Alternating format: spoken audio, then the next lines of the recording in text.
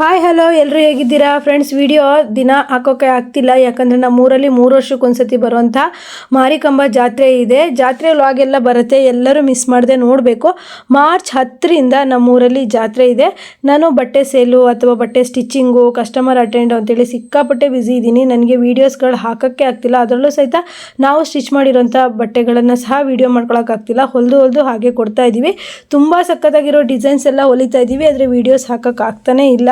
ಯಾಕಂದರೆ ಕಸ್ಟಮರು ಹಾಗೆ ನಮ್ಮನೆ ಹತ್ರನೇ ದೇವಸ್ಥಾನದ ಜಾತ್ರೆ ಆಗಿರೋದ್ರಿಂದ ತುಂಬಾ ಬ್ಯುಸಿ ಇದ್ದೀನಿ. ಹಾಗೆಯೇ ನೋಡಿ, ಇದು ಒಂದು ನಾವು ಚಿಕ್ಕ ಮಕ್ಕಳಿಗೆ ಫ್ರಾಕನ್ನು ಸ್ಟಿಚ್ ಮಾಡಿದ್ವಿ, ಅದು ಸಹ ವೀಡಿಯೋ ಹಾಕೋಣ, ಹಾಗೆ ಸ್ಟಿಚ್ ಮಾಡೋದನ್ನು ತೋರಿಸೋಣ ಅಂದ್ಬಿಟ್ಟು ಈ ವಿಡಿಯೋದಲ್ಲಿ ವೀಡಿಯೋ ಮಾಡಿಟ್ಕೊಂಡು 2-3 ದಿವಸ ಆಯಿತು. ನನಗೆ ವಿಡಿಯೋ ಎಡಿಟ್ ಮಾಡಿ ಹಾಕೋಕ್ಕೆ ಪುರ್ಸೊತ್ತಾಗ್ತಿಲ್ಲ. ಇನ್ನಂತೂ ಜಾತ್ರೆ ಸ್ಟಾರ್ಟ್ ಆದರೆ ತುಂಬಾ ವೆಹಿಕಲ್ ಸೌಂಡು, ತುಂಬಾ ಶಬ್ದ ಸಿಕ್ಕಾಪಟ್ಟೆ ಇರುತ್ತೆ. ನನಗೆ ವಾಯ್ಸ್ ಓವರ್ ಕೊಡೋಕ್ಕೂ ಆಗುತ್ತೋ ಇಲ್ಲೋ ಗೊತ್ತಿಲ್ಲ. ಮಾರ್ಚ್ 20ರವರೆಗೂ ನಾನು ಫುಲ್ಲು ಬ್ಯುಸಿ ಇರ್ತೀನಿ. ನನಗೆ ಸಾಧ್ಯವಾದಷ್ಟು ನನ್ನ ರೇವತಿ ಕನ್ನಡ ವ್ಲಾಗಲ್ಲಿ ವೀಡಿಯೋಸ್ಗಳು ಬರ್ತಾ ಹೋಗ್ತವೆ, ಎಲ್ಲರೂ ಸಹ ನೋಡಬೇಕು. ಹಾಗೆ ಫ್ರೆಂಡ್ಸ್, ನೀವು ನೋಡ್ತಾ ಇರ್ಬೋದು, ಇದು ನಾವು ಅಂದರೆ ಲಂಗ ಬ್ಲೌಸೇ ಜಾಯಿಂಟಾಗಿ ಬರುತ್ತಲ್ವ, ಆ ರೀತಿ ಹೊಲಿಯೋದಕ್ಕೆ. ಇದು ಬಾಡಿ ಪಾರ್ಟು, ಉದ್ದ ಬಂದುಬಿಟ್ಟು 17 ಇಂಚು. ಹಾಗೆ ಹಾರ್ಮೋರು ನೀವು ಕುತ್ತಿಗೆ ಅಗಲ ಇಡೋದಾದರೆ 2.5, ಹಾಗೆ ಶೋಲ್ಡರು 3.5. ಹಾಗೆ ನೋಡ್ಬೋದು ಹಾರ್ಮೋಲು ಮತ್ತು ಶೋಲ್ಡರ್ ಎಷ್ಟು ಇಡಬೇಕು ಅಂದರೆ ಕುತ್ತಿಗೆ ಅಗಲ ಮತ್ತು ಶೋಲ್ಡರ್ 2 ಸೇರಿಸ್ಬಿಟ್ಟು ಹಾರ್ಮೋಲ್ 6.5 ಇಡಬೇಕು. ಸ್ಲೀವ್ ಬಂದು 3 ನೆರಿಗೆದು, ಬ್ಯಾಕು ಫ್ರಂಟು ಒಂದೇ ಥರ ಇರುತ್ತೆ ನೋಡಿ. 3 ಇಂಚು ಎಕ್ಸ್ಟ್ರಾ ನೆರಿಗೆ ಇಡೋದಕ್ಕೆ, 2 ಇಂಚ್ ಅಗಲ ಮತ್ತು 3 ಇಂಚ್ ಉದ್ದ ಇಟ್ಕೊಂಡು ನೀವು ನೆರಿಗೆ ಇಡೋದಕ್ಕೆ ಇಟ್ಕೊಳ್ಳಿ. ಹಾಗೆ ತುಂಬ ಚೆನ್ನಾಗಿ ಬರುತ್ತೆ ಈ ರೀತಿ ಸ್ಟಿಚ್ ಮಾಡಿದಾಗ. ಈಗ ನೋಡ್ತಾ ಇರ್ಬೋದು, ನಾವು ಸೆರಗು ಪೀಸ್ ಇರುತ್ತಲ್ಲ, ಆ ಪೀಸಲ್ಲಿ ನಾವು ಬಾಡಿ ಪಾರ್ಟಿಗೆ ಸ್ಟಿಚ್ ಮಾಡ್ಕೊಳ್ತಾ ಇದ್ದೀವಿ. ತುಂಬಾ ಈಸಿಯಾಗಿ ಸ್ಟಿಚ್ ಮಾಡ್ಬೋದು. ಹಾಗೆ ವಿಡಿಯೋದ ಕೊನೆಯಲ್ಲಿ ನಾನು ತರಿಸಿರೋಂಥ ಸ್ಯಾರಿ ರಿವೀಲ್ ಮಾಡಿದ್ದೀನಿ, ವಿಡಿಯೋ ಕೊನೆವರೆಗೂ ನೋಡಿ. ತುಂಬ ಚೆನ್ನಾಗಿದೆ. ಆ ಸ್ಯಾರಿ ಈಗಿಲ್ಲ, ತೊಗೊಂಡ್ಬಿಟ್ರು. ಆದರೂ ಸಹಿತ ಅದೇ ರೀತಿ ಸ್ಯಾರಿಗಳನ್ನು ಮತ್ತೆ ತರಿಸ್ತಾ ಇರ್ತೀನಿ. ನಮ್ಮ ನಂಬರ್ ಇರೋರು ಕಾಂಟ್ಯಾಕ್ಟ್ ಮಾಡಿ ನೀವು ಸೀರೆನ ಬುಕ್ ಮಾಡ್ಬೋದು. ನೋಡ್ತಾ ಇದ್ದೀರಲ್ವ, ಇದು ಸೆರಗು ಪೀಸಲ್ಲಿ, ಅಂದರೆ ಸ್ಯಾರಿ ಕಾಫಿ ಕಲರ್ ಇತ್ತು, ಸೆರಗು ಪೀಸಲ್ಲಿ ಈ ರೀತಿ ಬಾಡಿ ಪಾರ್ಟಿಗೆ ಮಡಚಿಬಿಟ್ಟು ಸ್ಟಿಚ್ ಮಾಡ್ಕೊಳ್ತಾ. ತುಂಬ ಈಸಿ ಈ ಥರ ಫ್ರಾಕ್ ಹೊಲಿಯೋದು. ಏನಾದರೂ ನೀವು ಉಡದೇ ಇರೋ ಸೀರೆ ಇದ್ದರೆ ಮಕ್ಕಳಿಗೆ ಚೆನ್ನಾಗಿ ಹೊಲಿದು ಕೊಡ್ಬೋದು. ಯಾಕಂದರೆ ಮೇಲ್ಗಡೆ ಬಾಡಿ ಪಾರ್ಟು ಮತ್ತು ಲಂಗ ಎರಡೂ ಸಹ ಜಾಯಿಂಟಾಗಿ ಸೇರಿ ಬರುತ್ತೆ, ತುಂಬ ಸಖತ್ತಾಗಿರುತ್ತೆ. ಇದಕ್ಕೊಂದು ನಾವು ಸೊಂಟಕ್ಕೆ ಬೆಲ್ಟ್ ಹೊಲ್ಕೊಂಡ್ರೆ ಅಂತೂ ತುಂಬ ಸಖತ್ತಾಗಿ ಕಾಣಿಸುತ್ತೆ. ಇದು ಏನು ಅಂದರೆ ನೆರಿಗೆ ಬರುತ್ತೆ, ನೆರಿಗೆ ಬೇಕಾದರೂ ಮಾಡ್ಕೊಬೋದು. ಆಗ ಹಾಫ್ ಆ್ಯಂಡ್ ಹಾಫ್ ಸ್ಯಾರಿ ಥರ, ಅಂದರೆ ದಾವಣಿ ಲಂಗ ಥರ ಆಗುತ್ತೆ, ತುಂಬ ಚೆನ್ನಾಗಿ ಬರುತ್ತೆ ನೋಡಿ ಫ್ರೆಂಡ್ಸ್. ಈ ಥರ ನೀವು ಲೈನಿಂಗನ್ನು ಅಟ್ಯಾಚ್ ಮಾಡ್ಕೊಳ್ಳಿ. ಲೈನಿಂಗ್ ಅಟ್ಯಾಚ್ ಆದಮೇಲೆ ನೆರಿಗೆ ಕೊಟ್ಟು ಅಟ್ಯಾಚ್ ಮಾಡಿದರೆ ಆಯಿತು. ತುಂಬಾ ಈಸಿ ಫ್ರಾಕ್ ಅಂತಲೂ ಹೇಳ್ಬೋದು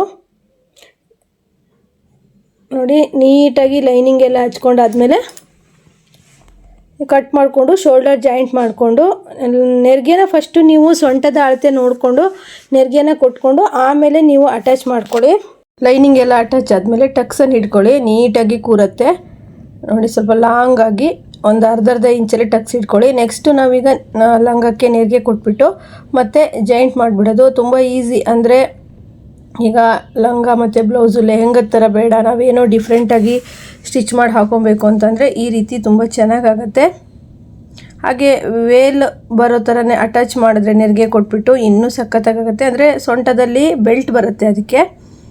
ನೋಡಿ ಫ್ರೆಂಡ್ಸ್, ಎಷ್ಟು ಚೆನ್ನಾಗಾಗತ್ತೆ ಅಂತ ಹೇಳ್ಬಿಟ್ಟು. ಈ ಸ್ಯಾರಿನ ಒಂದು ಸರಿನೂ ಉಟ್ಟಿಲ್ಲ, ಯಾಕೋ ತೊಗೊಂಡವರಿಗೆ ಇಷ್ಟ ಆಗಿಲ್ಲಂತೆ, ಹಾಗೆಯೇ ಸ್ಟಿಚ್ ಮಾಡೋದಕ್ಕೆ ಕೊಟ್ಟರು. 2-2 ಇಂಚಿಗೆ ನೀವು ಈ ಥರ ಮಾರ್ಕ್ ಮಾಡಿಕೊಂಡು ನೆರಿಗೆನ ಕೊಡಿ. ಆಗ ನಿಮಗೆ ಒಂದು ನೆರಿಗೆ ದೊಡ್ಡ, ಒಂದು ನೆರಿಗೆ ಸಣ್ಣ ಆ ಥರ ಬರೋದಿಲ್ಲ ನೋಡಿ. 2-2 ನೆರಿಗೆಗೆ ಟೇಪನ್ನಲ್ಲೇ ಹತ್ತಿರ ಇಟ್ಕೊಂಡು 2-2 ನೆರಿಗೆಗೆ ನೀವು ಒಂದು ಮಾರ್ಕ್ ಮಾಡಿ ನೆರಿಗೆನ ಕೊಟ್ಟರೆ, ಮತ್ತು ನೀವು ಈಗ ಫ್ರಂಟು ಬ್ಯಾಕು ಹೊಲ್ಕೊಂಡಿದ್ರಲ್ಲ, ಅದನ್ನು ನೋಡಿಕೊಂಡು ನೀವು ಸೊಂಟದ ಅಳತೆ ಮಾಡಿಕೊಂಡು ನೀವು ಈ ನೆರಿಗೆನ ರೆಡಿ ಮಾಡ್ಕೋಬೇಕಾಗತ್ತೆ, ಲಂಗದ ನೆರಿಗೆನ. ಹಾಗೆ ಆದರೆ ದೊಡ್ಡ ಸಣ್ಣ ಈ ರೀತಿ ಆಗುತ್ತೆ ನೋಡಿ. ಕರೆಕ್ಟಾಗಿ ಅದು ಸೊಂಟದ ಅಗಲ ಎಷ್ಟಿರುತ್ತೆ ನೀವು ಫ್ರಂಟು ಬ್ಯಾಕು ಸ್ಟಿಚ್ ಮಾಡಿರ್ತೀರಲ್ಲ, ಅದನ್ನು ನೋಡಿಕೊಂಡು ಈ ನೆರಿಗೆನ ಕೊಟ್ಕೊಬೇಕು. ಚಿಕ್ಕದಾಗೂ ನೆರಿಗೆ ಕೊಟ್ಕೊಬೋದು, ದೊಡ್ಡದಾಗೂ ನೆರಿಗೆ ಕೊಟ್ಕೊಬೋದು, ಚೆನ್ನಾಗಿ ಬರುತ್ತೆ ನಿಮಗೆ ಯಾವ ರೀತಿ ಬೇಕು ಅಂದರೆ ಈಗ ನಾವೇ ಸ್ಟಿಚ್ ಮಾಡಿ ನಾವೇ ಹಾಕ್ಕೊಳ್ತಾ ಇರ್ತೀವಿ ಅನ್ನೋರು ನಿಮ್ಗೆ ಯಾವ ರೀತಿ ಬೇಕೋ ಆ ರೀತಿ ಸ್ಟಿಚ್ ಮಾಡ್ಕೊಬೋದು. ಅಥವಾ ಟೈಲರ್ಗಳ ಕೈಯಲ್ಲಿ ಕೊಡ್ತೀರಾ ಅಂದರೆ ನಿಮಗೆ ಯಾವ ರೀತಿ ನೆರಿಗೆ ಬೇಕೋ ಆ ರೀತಿ ನೀವು ಹೇಳಿ ಸ್ಟಿಚ್ ಮಾಡಿಸ್ಕೊಬೋದು. ಈಸಿಯಾಗಿ ಸ್ಟಿಚ್ ಮಾಡ್ಬೋದು. 2-2 ಇಂಚಿಗೆ ಮಾರ್ಕ್ ಮಾಡಿ ನೆರಿಗೆನ ಕೊಡ್ತಾ ಇರೋದು. ಹಂಗೆ ಮಾಡಿದಾಗ ನೀಟಾಗಿ ಬರುತ್ತೆ. ಮತ್ತು ಸೊಂಟದ ಅಳತೆನೂ ಫಸ್ಟಿಗೆ ನೋಡ್ಕೊಂಬಿಟ್ಟು ನೀವು ಬರ್ಕೊಂಬಿಡಿ. ಅಷ್ಟಕ್ಕೆ ನೀವು ನೆರಿಗೆ ಕೊಟ್ಟು ಕರೆಕ್ಟ್ ಅಳತೆ ಮಾಡಿಕೊಂಡ್ರೆ ಕರೆಕ್ಟಾಗಿ ಬರುತ್ತೆ. ಇದರಲ್ಲಿ ಏನೂ ಕಷ್ಟ ಇಲ್ಲ. ನೀವು ನೆರಿಗೆ ಒಂದು ಕರೆಕ್ಟಾಗಿ ಅಳತೆ ಮಾಡಿಕೊಂಡು ಸೊಂಟದ ಅಳತೆ ಅಂದರೆ ಫ್ರಂಟ್ ಬ್ಯಾಕು ಹೊಲಿದಿರ್ತೀರಲ್ಲ ಅದನ್ನು ನೀವು ಶೋಲ್ಡರ್ ಅಷ್ಟೇ ಜಾಯಿಂಟ್ ಮಾಡ್ಕೊಳ್ಳಿ. ಶೋಲ್ಡರ್ ಜಾಯಿಂಟ್ ಮಾಡಿಕೊಂಡು ಸೊಂಟದ ಹತ್ರ ಹಾಗೆ ಬಿಟ್ಕೊಂಡಿರಿ. ಅಲ್ಲಿ ನೀವು ನೋಡಿಕೊಂಡು ಎಷ್ಟು ಅಳತೆ ಇದೆ ಅಂತೇಳಿ ಮಾರ್ಕ್ ಮಾಡಿಕೊಂಡು ನೆರಿಗೆನ ಕೊಟ್ಕೊಂಡು ಇಟ್ಟು ಹೊಲಿದು ಬಿಟ್ಟರೆ ಎಷ್ಟು ಈಸಿ ಅಂದರೆ ಈ ಡ್ರೆಸ್ಸು ತುಂಬಾ ಈಸಿ. ಹಾಗೆ ಅಮೌಂಟ್ ಸಹ ನಾವು ಬ್ಲೌಸಿನಷ್ಟು ಕಡಿಮೆ ಸಿಗೋಲ್ಲ. ಇದರಲ್ಲಿ ಚೆನ್ನಾಗಿ ಅಮೌಂಟ್ ಕೊಡ್ತಾರೆ. ನಾವು ಇದಕ್ಕೆ 500 ಹೇಳಿದ್ವಿ. 500 ಅಮೌಂಟ್ ಕೊಡ್ತೀನಿ ಅಂದರು. ಹಾಗೆ ಈ ಲೆಹಂಗಕ್ಕೆ ಲೈನಿಂಗ್ ಬೇಕಾದರೂ ಕೊಡ್ಬೋದು. ಅಂದರೆ ಕೆಲವರು ಲಂಗಕ್ಕೆ ಲೈನಿಂಗ್ ಇಡಿಸ್ತಾರೆ, ಕೆಲವರು ಇಡಿಸೋದಿಲ್ಲ.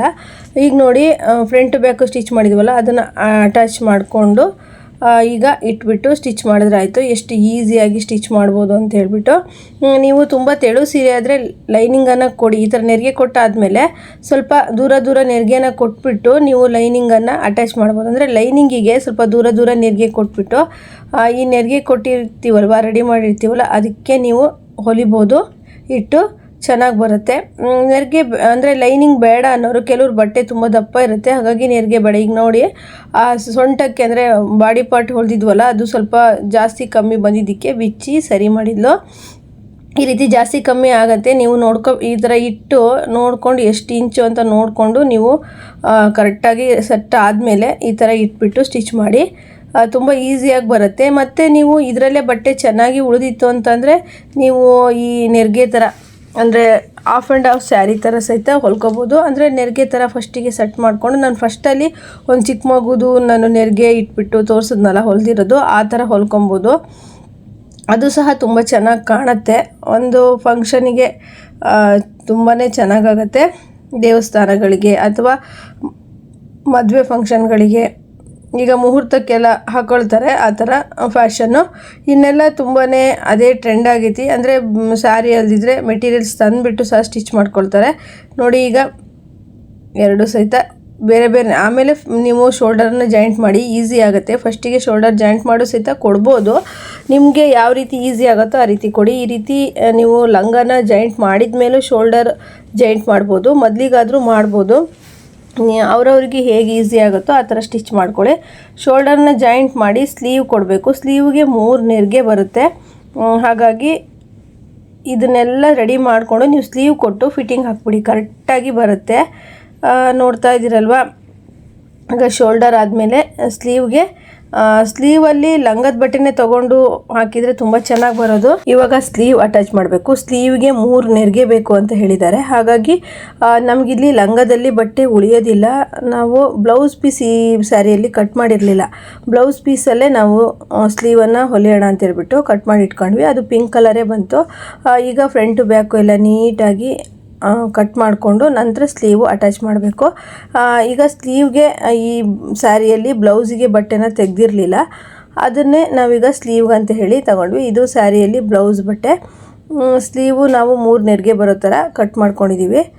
ಅದನ್ನು ನಾವು ಮೈನ್ ಪೀಸಿಗೆ ಇಟ್ಟು ಕಟ್ ಮಾಡಿಕೊಂಡು ಲೈನಿಂಗ್ ಅಟ್ಯಾಚ್ ಮಾಡ್ಕೊಬೇಕು. ನೋಡಿ ಸ್ಲೀವ್ಗೆ ಲೈನಿಂಗ್ ಅಟ್ಯಾಚ್ ಮಾಡ್ತಾ ಇದ್ದಾಳೆ. ಲೈನಿಂಗ್ ಬೇಡ ಥರನೂ ಅಂದರೆ ಇಟ್ಕೊಳ್ದೇನೂ ಹೊಲ್ಕೊಳ್ತಾರೆ, ಹಾಗೂ ಮಾಡ್ಕೋಬೋದು. ಅದು ನಿಮ್ಮ ಚಾಯ್ಸು. ಲೈನಿಂಗ್ ಇಟ್ಟರೆ ಒಳ್ಳೆಯದು, ಇಲ್ಲ ಅಂದರೆ ಸ್ಯಾರಿ ಆಗಿರೋದ್ರಿಂದ ಪಿಂಚ್ ಹೋಗುತ್ತೆ. ಲೈನಿಂಗ್ ಇಟ್ಟರೆ ಕರೆಕ್ಟಾಗಿ ಚೆನ್ನಾಗೇ ಬರುತ್ತೆ. ಒಬ್ಬೊಬ್ಬರು ಲೈನಿಂಗ್ ಇಟ್ಕೊಳ್ಳಲ್ಲ. ಲೈನಿಂಗ್ ಇಡೋದು ಮತ್ತು ಇಡೋದು ಬೇಡ ಅನ್ನೋದು ನಿಮ್ಮ ಇಷ್ಟ ಆಗಿರುತ್ತೆ. ಲೈನಿಂಗ್ ಇಟ್ಕೋಬೋದು, ಇಲ್ಲಾಂದರೆ ಹಾಗೆ ಆದರೂ ಸ್ಟಿಚ್ ಮಾಡ್ಕೊಬೋದು. ನಾವು ಚೆನ್ನಾಗಿ ಬಾಳಿಕೆ ಬರಲಿ ಅಂತ ಹೇಳ್ಬಿಟ್ಟು ಸ್ಲೀವ್ಗೂ ಸಹಿತ ಲೈನಿಂಗ್ ಹಾಕಿ ಓವರ್ಲಾಕ್ ಮಾಡ್ತೀವಿ. ನೋಡಿ ನೀಟಾಗಿ ಸುಕ್ಕಿಲ್ದಿರೋ ಹಾಗೆಯೇ ಫಸ್ಟಿಗೆ ನೀವು ಲೈನಿಂಗಲ್ಲಿ ಸ್ಲೀವನ್ನು ಕಟ್ ಮಾಡಿಕೊಂಡು ಮೈನ್ ಫ್ಯಾಬ್ರಿಕ್ಕಿಗೆ ಅಟ್ಯಾಚ್ ಮಾಡ್ಕೊಂಬಿಡಿ. ಆಗ ಈಸಿಯಾಗಿ ಬರುತ್ತೆ. ಮತ್ತು ಇದಕ್ಕೆ ಬಾಹುಬಲಿ ಸ್ಲೀವ್ ಆಗಿರ್ಬೋದು, 3 ನೆರಿಗೆ ಸ್ಲೀವ್ ಆಗಿರ್ಬೋದು, ಪಫ್ ಸ್ಲೀವು ತುಂಬ ಚೆನ್ನಾಗಿ ಕಾಣಿಸುತ್ತೆ. ಯಾಕಂದರೆ ಲಂಗ ಬ್ಲೌಸ್ ಆಗಿರ್ಬೋದು, ಲೆಹಂಗಾ ಆಗಿರ್ಬೋದು, ಈ ರೀತಿ ಫ್ರಾಕ್ ಆಗಿರ್ಬೋದು ತುಂಬ ಹೈಲೈಟಾಗಿ ಕಾಣಬೇಕು ಅಂತಂದರೆ ಪಫ್ ಸ್ಲೀವ್ ಎಲ್ಲ ತುಂಬ ಚೆನ್ನಾಗೇ ಕಾಣಿಸುತ್ತೆ. ನೋಡಿ 2 ಸ್ಲೀವ್ಗೂ ಲೈನಿಂಗ್ ಅಟ್ಯಾಚ್ ಮಾಡಿಕೊಂಡು ಬಟ್ಟೆ ಕಡಿಮೆ ಆದರೆ ಈ ರೀತಿ ಅಟ್ಯಾಚ್ ಮಾಡ್ಕೊಳ್ಳಿ. ಈಗ ಪ್ರತಿಯೊಂದು ಸ್ಲೀವು ಜಾಯಿಂಟ್ ಮಾಡಬೇಕಾದ್ರೂ ಅಷ್ಟೇ ಬಟ್ಟೆ ಕಡಿಮೆ ಆಗೇ ಆಗುತ್ತೆ. ನಾವು ಈ ರೀತಿ ಅಟ್ಯಾಚ್ ಮಾಡ್ಕೊಬೇಕು. ನೋಡ್ತಾ ಇದ್ದೀರಲ್ಲ, ಅದು ಫಿಟ್ಟಿಂಗಲ್ಲಿ ಏನು ಹೋಗುತ್ತೆ. ತುಂಬ ಕಡಿಮೆ ಬಿದ್ದಾಗ ಈಗೇನು ಮಾಡೋಂಗಿಲ್ಲ, ಅಟ್ಯಾಚ್ ಮಾಡ್ಕೊಳ್ಳೇಬೇಕು. ಈಗ ಪ್ರತಿಯೊಂದು ಬ್ಲೌಸಿಗೂ ಸ್ಲೀವ್ಗೆ ಕಡಿಮೆ ಬಿದ್ದೇ ಬೀಳತ್ತೆ, ಆಗ ಅಟ್ಯಾಚ್ ಮಾಡಿಕೊಂಡು ನಮಗಂತೂ ಅಭ್ಯಾಸ ಆಗಿಬಿಟ್ಟಿದೆ. ನೋಡಿ ಈ ರೀತಿ ಅಟ್ಯಾಚ್ ಮಾಡಿಕೊಂಡು ಈಗ ಆ ಡ್ರೆಸ್ಸಿಗೆ ನೀವು ಸ್ಲೀವನ್ನು ಅಟ್ಯಾಚ್ ಮಾಡಿ ಫಿಟ್ಟಿಂಗ್ ಮಾಡಿಬಿಟ್ರೆ ಡ್ರೆಸ್ಸೇ ಮುಗೀತು. ತುಂಬ ತಲೆ ಕೆಡಿಸ್ಕೋಬೇಕಾಗೇ ಇಲ್ಲ. ತುಂಬ ಜಾಸ್ತಿ ಅಮೌಂಟನ್ನು ತೊಗೋಬೋದು. ನೋಡಿ ನೆರಿಗೆನ ಈ ಕಡೆಯಿಂದ ಒಂದು 3-4 ನೆರಿಗೆ, ಆ ಕಡೆಯಿಂದ ಅಂದರೆ ಮಧ್ಯೆ ನೀವು ಕಚ್ ಹಾಕ್ಕೊಂಡು ಪಾಯಿಂಟ್ ಮಾಡ್ಕೊಳ್ಳಿ ಮಧ್ಯ ಸೆಂಟರಲ್ಲಿ.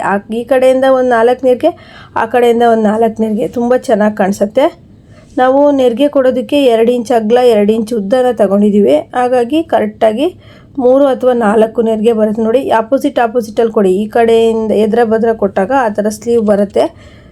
ಈಗ ನೋಡಿ ಇನ್ನೊಂದು ಸ್ಲೀವು, ಎರಡೂ ಸ್ಲೀವನ್ನು ನೀವು ಈ ರೀತಿ ರೆಡಿ ಮಾಡಿಕೊಂಡು ಸ್ಲೀವನ್ನು ಅಟ್ಯಾಚ್ ಮಾಡಿ ನೀಟಾಗಿ ಬರುತ್ತೆ. ತುಂಬ ಚೆನ್ನಾಗಿ ಕಾಣಿಸುತ್ತೆ, ಫಿನಿಶಿಂಗು ಬರುತ್ತೆ. ನಾವು ಯಾವುದೇ ಬಟ್ಟೆ ಹೊಲಿಬೇಕಾದ್ರೂ ಅಷ್ಟೇ ಫಿನಿಶಿಂಗ್ ಇರಬೇಕು ಮುಖ್ಯವಾಗಿ. ಫಿನಿಶಿಂಗ್ ಇತ್ತು ಅಂತಂದರೆ ನಮಗೆ ಕಸ್ಟಮರ್ ಹುಡ್ಕೊಂಬಂದು ಬಟ್ಟೆನ ಕೊಡ್ತಾರೆ.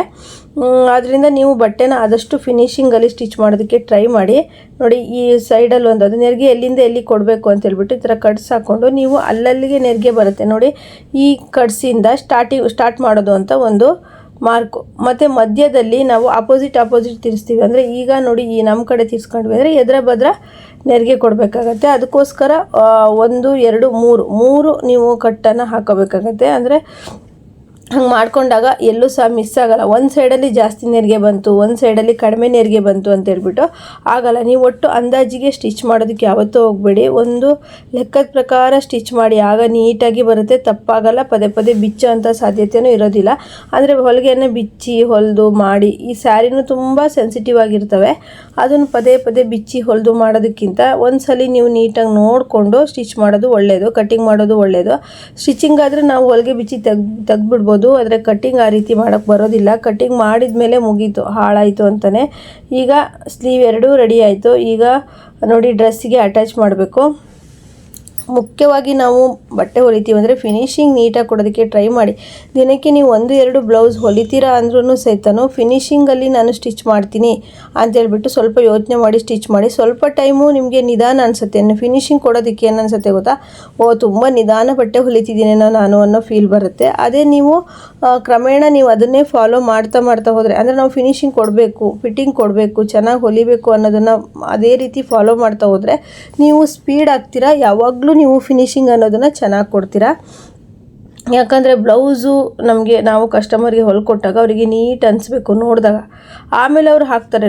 ಹೊಲಿದು ಕೊಟ್ಟಾಗೇ ಅದು ತುಂಬಾ ನೀಟ್ ಇಲ್ಲದೆ ಚೆನ್ನಾಗಿ ಇಲ್ಲದೇ ಕೊಟ್ಟಾಗ ಈ ಬ್ಲೌಸ್ ಹೆಂಗೆ ಹೊಲಿದಾರೋ ಏನೋ ಚೆನ್ನಾಗಿಲ್ಲ ಅಂತೇಳ್ಬಿಟ್ಟು ಅವ್ರು ಅಲ್ಲೇ ಡಿಸೈಡ್ ಮಾಡ್ತಾರೆ. ನೀವು ಕೊಡುವಾಗೆ ನೀಟಾಗಿ ಕೊಟ್ಟರೆ, ಅಂದರೆ ಸ್ಟಿಚ್ ಮಾಡಿ ಐರನ್ ಮಾಡಿ ಕೊಟ್ಟಾಗ ಅವರಿಗೆ ನೋಡುವಾಗಲೇ ಖುಷಿ ಆಗುತ್ತೆ. ಇನ್ನು ಹಾಕಿದಾಗ ಸಣ್ಣ ಪುಟ್ಟ ಮಿಸ್ಟೇಕ್ ಇದ್ರೂ ಅಡ್ಜಸ್ಟ್ ಮಾಡ್ಕೊಳ್ತಾರೆ. ನನ್ನದೇ ಒಂದು ಬ್ಲೌಸು ಸ್ಟಿಚ್ ಮಾಡಿಕೊಡ್ತೀನಿ ಅಂತ ಒಬ್ಬರು ತೊಗೊಂಡೋಗಿದ್ರು.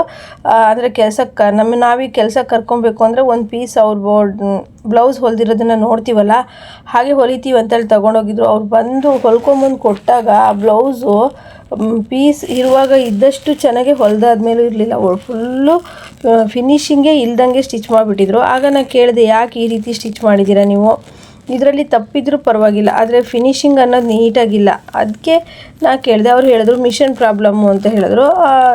ಅದು ಒಂದು ಇರ್ಬೋದು ಅನ್ನಿಸ್ತು. ಆದರೆ ನಾವು ಏನು ಅಂದರೆ ಫಿನಿಶಿಂಗ್ ಕೊಡೋದಕ್ಕೆ ತುಂಬ ಚೆನ್ನಾಗಿ ಟ್ರೈ ಮಾಡಬೇಕು. ಆಗ ನಮಗೆ ಕಸ್ಟಮರ್ ತಾನಾಗೆ ಹುಡ್ಕೊಬರ್ತಾರೆ. ನೋಡಿ ಎರಡೂ ಸ್ಲೀವು ಜಾಯಿಂಟ್ ಆದಮೇಲೆ ನೀಟಾಗಿ ಈ ರೀತಿ ಇಟ್ಕೊಂಡು ನೀವು ಡ್ರೆಸ್ ಹೇಗೆ ಫಿಟ್ಟಿಂಗ್ ಮಾಡ್ತೀರಾ, ಅಂದರೆ ಆ ಕಡೆ 2 ಇಂಚ್ ಈ ಕಡೆ 2 ಇಂಚ್ ಹಿಡ್ಕೊಂಡು ಸೊಂಟದ ಅಳತೆ ಇಟ್ಕೊಂಡು ಆ ಕಡೆ 2 ಇಂಚ್ ಈ ಕಡೆ 2 ಇಂಚ್ ಇಟ್ಕೊಂಡು ಫಿಟ್ಟಿಂಗ್ ಮಾಡ್ತೀರಲ್ವ, ಆ ರೀತಿ ನೀವು ಡ್ರೆಸ್ಸನ್ನು ಫಿಟ್ಟಿಂಗ್ ಮಾಡಬೇಕಾಗತ್ತೆ. ಇದು ಫಿಟ್ಟಿಂಗ್ ಆಗಿರ್ಬೋದು, ಸ್ಟಿಚಿಂಗ್ ಆಗಿರ್ಬೋದು, ತುಂಬಾ ಈಸಿ ಆಗುವಂತಹ ಒಂದು ಸ್ಟಿಚಿಂಗ್ ಅನ್ಬೋದು. ಆರಾಮಾಗಿ ನೀವು ಈ ರೀತಿ ಲೆಹಂಗಾ ಆಗಿರ್ಬೋದು, ಈ ಥರ ಡ್ರೆಸ್ ಆಗಿರ್ಬೋದು, ಇದೆಲ್ಲ ಕಲ್ತ್ಕೊಂಡ್ರೆ ಅಂದರೆ ಆರಾಮಾಗಿ ನೀವು ಸ್ಟಿಚ್ ಮಾಡಿ ಕೊಡ್ಬೋದು. ಅಂದರೆ ರೇಟು ನೋಡ್ಕೊಬೇಕು. ಸ್ಟಾರ್ಟಿಂಗಲ್ಲಿ ಹೊಲಿತಿದ್ದೀರಾ ಅಂದರೆ ಸ್ವಲ್ಪ ರೇಟ್ ನೋಡಿಕೊಂಡು ಇಸ್ಕೊಳ್ಳಿ. ಫಸ್ಟ್ ನೋಡಿ ಸೊಂಟದ ಮಾರ್ಕ್ ಎಷ್ಟು ಬಂದಿದೆ ಅಂತೇಳ್ಬಿಟ್ಟು ಅಳತೆ ಮಾಡಿ ಹಾಕ್ತಾ ಇದ್ದಾಳೆ. ಅಂದರೆ ಈ ಅಂದಾಜಿಗೆ ಇದು 3 ಇಂಚು, ಆ ಕಡೆಯಿಂದ 3 ಇಂಚು ಈ ಕಡೆಯಿಂದ 3 ಇಂಚು ಬಿಡೋದು ಅನಿಸ್ತಾ ಇದೆ ಅಷ್ಟು ಬಟ್ಟೆ. ಅಂದರೆ ನಾವೀಗ ಕಟ್ಟಿಂಗ್ ಮಾಡುವಾಗ ಸ್ವಲ್ಪ ಜಾಸ್ತಿನೇ ಬಟ್ಟೆ ಬಿಟ್ಟಿರ್ತೀವಿ, ಯಾಕಂದರೆ ಆಮೇಲೆ ಬಟ್ಟೆ ತುಂಬ ಇದ್ರೂ ಕಟ್ ಮಾಡ್ಬೋದು. ಆದರೆ ಬಟ್ಟೆ ಇಲ್ಲ ಅಂದರೆ ಕಷ್ಟ ಆಗುತ್ತಲ್ವ, ಹಾಗಾಗಿ ಅವರ ಅಳತೆಗೆ ಈಗ ಇಟ್ಬಿಟ್ಟು ಫಿಟ್ಟಿಂಗ್ ಮಾಡ್ತಾ ಇದ್ದಾಳೆ. ನೀವು ನೋಡ್ತಾ ಇರ್ಬೋದು ನೋಡಿ ಫ್ರೆಂಡ್ಸ್. ಇಷ್ಟು ಬಟ್ಟೆ ಇದ್ರೂ ನಾವು ಸೈಡಲ್ಲಿ ಕಟ್ ಮಾಡಿಬಿಡ್ಬೋದು. ಆದರೆ ಬಟ್ಟೆನೇ ಇಲ್ಲ ಅಂತ ಅಂದರೆ ತುಂಬ ಸಮಸ್ಯೆ ಆಗುತ್ತೆ. ಬ್ಲೌಸು ಬಟ್ಟೆನೂ ಸಹ ಹಾಳಾಗುತ್ತೆ ನೋಡಿ. ಈಗ ಲಾಸ್ಟ್ವರೆಗೂ ಅಲ್ಲೇ ಫಿಟ್ಟಿಂಗ್ ಕೊಡ್ತಾ ಹೋಗೋದು. ಸ್ಯಾರಿ ಮಾತ್ರ ಫುಲ್ಲು ದಾರ ಕೇಳ್ತಾ ಇತ್ತು. ಆದರೂ ಡ್ರೆಸ್ ಅಲ್ವಾ, ಅದಕ್ಕೆ ಅವ್ರು ಸ್ಯಾರಿ ಉಟ್ಟೇ ಇಲ್ಲ ನೋಡಿ. ಈಗ ಅದಕ್ಕೆ ಡ್ರೆಸ್ಸು ಸ್ಟಿಚ್ ಮಾಡಿ, ಅದರ ಕಾಂಬಿನೇಷನ್ ಚೆನ್ನಾಗಿದೆ. ಒಂದು ಡಾರ್ಕ್ ಮೆರೂನು ಮತ್ತು ಪಿಂಕ್ ಕಲರ್ ಕಾಂಬಿನೇಷನ್ ಚೆನ್ನಾಗಿದೆ. ಡ್ರೆಸ್ ಎಲ್ಲ ಹೊಲ್ಕೊಂಡ್ರೆ ಎಷ್ಟು ಸಖತ್ತಾಗುತ್ತೆ. ವಿಡಿಯೋದ ಲಾಸ್ಟಲ್ಲಿ ಈ ಡ್ರೆಸ್ ಹೇಗಾಗಿದೆ ಅಂತ ಹೇಳ್ಬಿಟ್ಟು ಕಮೆಂಟ್ ಮಾಡಿ. ಹಾಗೆಯೇ ನಾನು ಹೇಗಾಗಿದೆ ಅಂತಲೂ ಸಹಿತ ಈ ಡ್ರೆಸ್ಸನ್ನು ತೋರಿಸ್ತೀನಿ ನೋಡಿ. ನೀಟಾಗಿ ಮೂರು ಹೊಲಿಗೆಯಲ್ಲಿ ಫಿನಿಶಿಂಗ್ ಅಂದರೆ ಫಿಟ್ಟಿಂಗ್ ಕೊಡಿ, ಸ್ಟಿಚಿಂಗ್ ಕೊಡಿ. ಅವ್ರು ಸ್ವಲ್ಪ ಲೂಸು ಟೈಟು ಏನೇ ಆದ್ರೂ ದಾರನ ಬಿಚ್ಕೊಳ್ತಾರೆ. ಅಂದರೆ ನೋಡಿ, ಒಂದು ಕಾಲು ಇಂಚಿ ಗ್ಯಾಪಲ್ಲಿ ಒಂದು 3-4 ಅಂದರೆ ಸ್ಟಿಚ್ಚನ್ನು ಕೊಟ್ಟರೆ ಲೂಸು ಟೈಟು ಏನಾದರೂ ಸಹಿತ ಸರಿಯಾಗುತ್ತೆ. ಈ ರೀತಿ ಡ್ರೆಸ್ ಯಾರೆಲ್ಲ ಸ್ಟಿಚ್ ಮಾಡ್ಕೊಂಡಿದ್ದೀರಾ, ಈ ಡ್ರೆಸ್ ಸ್ಟಿಚಿಂಗ್ ಹೇಗೆ ಅನ್ನಿಸ್ತು ಅಂತೇಳಿ ನನಗೆ ಕಮೆಂಟ್ ಮಾಡಿ. ಹಾಗೆಯೇ ನೆಕ್ಸ್ಟ್ ವೀಡಿಯೋದಲ್ಲಿ ಒಳ್ಳೊಳ್ಳೆ ಡಿಸೈನ್ ಬ್ಲೌಸ್ಗಳು ಸ್ಟಿಚಿಂಗ್ ಬರುತ್ತೆ. ವಿಡಿಯೋ ಮಾಡಿಟ್ಕೊಂಡಿದ್ದೀನಿ, ಎಡಿಟ್ ಮಾಡೋದಕ್ಕೆ ಆಗ್ತಾಯಿಲ್ಲ. ನಮ್ಮೂರಲ್ಲಿ ಜಾತ್ರೆ ಇರೋದ್ರಿಂದ ಎಲ್ಲ ನಮ್ಮ ವ್ಯೂವರ್ಸ್ ಸಬ್ಸ್ಕ್ರೈಬರು ಸಪೋರ್ಟ್ ಮಾಡಬೇಕು ನೋಡಿ. ಇದೇ ಥರನೇ ನೀವು ಸ್ಟಿಚ್ ಮಾಡಿ ರೆಡಿ ಮಾಡಿ. ಎಷ್ಟು ಈಸಿ ಅಂದರೆ ಈ ಡ್ರೆಸ್ಸನ್ನು ಕಟ್ಟಿಂಗ್ ಆದಮೇಲೆ 15 ನಿಮಿಷದಲ್ಲೇ ಸ್ಟಿಚ್ ಮಾಡಿದ್ದೀವಿ. ಅಷ್ಟೊಂದು ಈಸಿ ಇದು ಈ ಥರ ಡ್ರೆಸ್ ಸ್ಟಿಚ್ ಮಾಡೋದು. ಇನ್ನೊಂದು ವಿಡಿಯೋದಲ್ಲಿ ನಿಮಗೆ ನೆಕ್ಸ್ಟು ಇನ್ನು ಏನೆಲ್ಲ ಇದಕ್ಕೆ ಟಿಪ್ಸನ್ನು ಫಾಲೋ ಮಾಡಿ ಇದನ್ನು ಇನ್ನೂ ಚೆನ್ನಾಗಿ ಹೊಲಿಬೇಕು ಅನ್ನೋದನ್ನು ನಾನು ವಿಡಿಯೋ ಹಾಕ್ತೀನಿ.